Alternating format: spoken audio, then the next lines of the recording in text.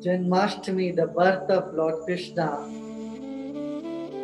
who walked on this planet 5,200 years back. It's very interesting that Krishna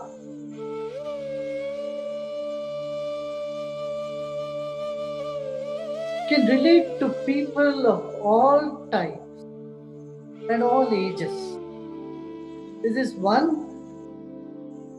a very unique thing about Lord Krishna is that everyone can relate, right from children. Children can relate to Lord Krishna. The teenagers can relate to Lord Krishna. Youth can relate to Lord Krishna. Simple, innocent people can relate with him, and most crooked people also can relate with him. Politicians can relate with him, yogis can relate with him, sannyasis can relate with him. So also a household. So Krishna is that central figure. He is so attractive. He has got to be so attractive so that other things do not charm you so much. See, our mind, our senses have a natural tendency to go towards something which is more charm. If someone has to raise you beyond the visible universe to a mystic plane, he or she has got to be more charming than the sensory pleasures that one experiences in life. Lord Krishna's energy was such that it could help everyone to move beyond the mundane to something material. For that, it is a different vibration. It has to be very attractive, it has to be very charming. Another name for Krishna is charmer. If Krishna was not charming, then he is not Krishna at all. Charm is Krishna. And so, children are charmed by Lord Krishna. Kids are charmed by Krishna. Every mother wants to have a baby like Krishna. It's a male. And like Lakshmi, if the baby is a girl. This is a common thing. Lakshmi means so beautiful and very charming and mischievous kids. And kids are the inspiration. They have to be mischievous. They got to. And then in the teenage, is very adventurous. Lord Krishna's life, you see, there is abundance of adventures. You can find so many types of adventures he takes on. So youth got to be adventurous. And then people of middle age must be really concerned about the society, care for others. And Krishna did that. He could connect with people of all age groups and all sections of society, from the poorest to the richest. They could connect with them. So saying there are people who remain in their own circle, they remain in their own rich people's circle, and the poor people, they remain in their own circle. They feel very frightened or very uncomfortable, reach out to people of different stratas. Same with generation gap. Young people remain in their own group, they feel uncomfortable having a dialogue with people of higher age, isn't it? You see teenagers, there are elderly people sitting and they won't like to converse with them. They'll walk away with their own group. If there's someone whom they can relate, they'll sit with them. The generation gap is so visible in every house. But Lord Krishna is not like that. He could connect people of every generation, the seniors as well as the juniors, and the colleagues, people of your own age. If you can relate to everybody around you, then you are connected to Lord Krishna inside you. Lord Krishna is inside of you. He has to take birth and he'll be born when there is balance. That's why Ashtami is right that middle, when sun is half. He is born when the sun is the moon is half. Ashtami is when the moon is half. When the moon is half, that is Ashtami. And in life, you have to have that central point, a balance inside of the bright side and the not so bright side, the dark side.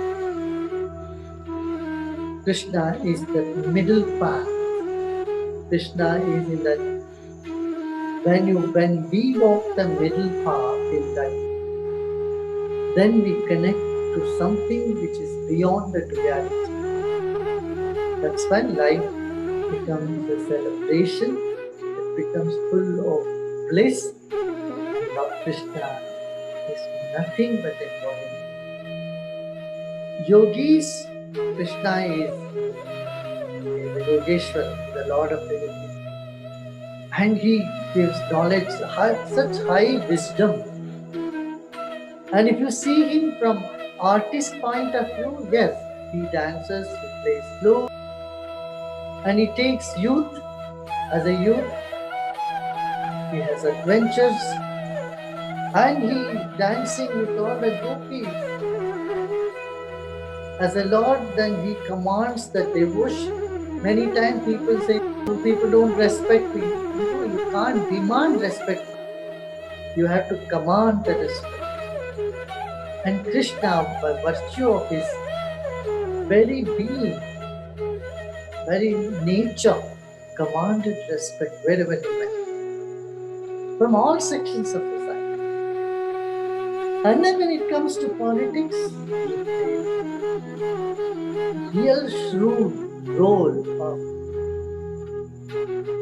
being advisor to kings. And he could bring down people who are high-headed, and he could uplift those who are humble and express humility. So the qualities, the life is full of such charm for every section of people. As an artist, I said, they flute. So as a scientist, he gives the knowledge of tattvas, of 5 elements, and then the Gita is full of scientific knowledge, about the matter and spirit and how they relate. And Jnana, Vijnana, said knowledge of the material world and knowledge of the spirit. Both are essentially life.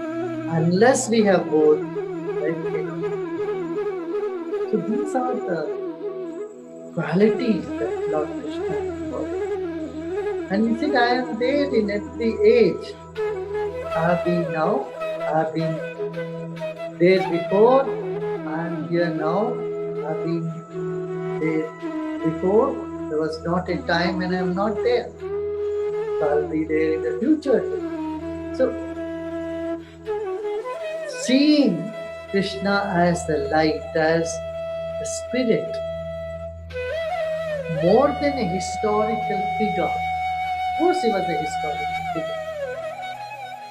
But seeing him beyond the human form, seeing his divine nature, is what the goal of Vedanta, is what the aim of the sadhana.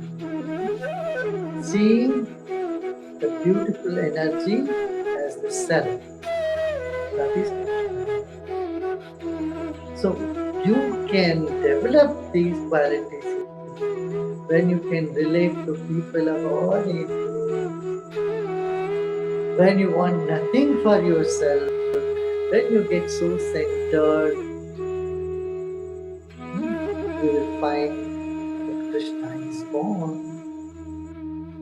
So even say, I said, it's half moon, half bright side, half dark side. Why here? See, even a thief can get inspiration from Krishna. How? Krishna is also called Chor, is a thief.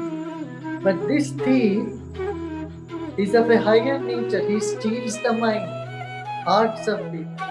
So he gives a message to those kleptomaniac and people who are thieves, telling them, what you are stealing small little things. Go for the highest. Steal the hearts of the steal the hearts and minds. And for the warriors, he said, what you are fighting for small things. Fight against the ignorance. Bring over the egocentric self. For gopis, Krishna says, I am your servant. Those who surrender to him, he surrenders to those who surrender. That means he said, I am the servant of servants. And for Arjuna, he says, you drop all your worries. I am going to purify you. You don't try to get rid of your own sin. I am here to cleanse you of all your sins. But with one condition. What? You surrender unto me. When you give your heart, I am going to take care of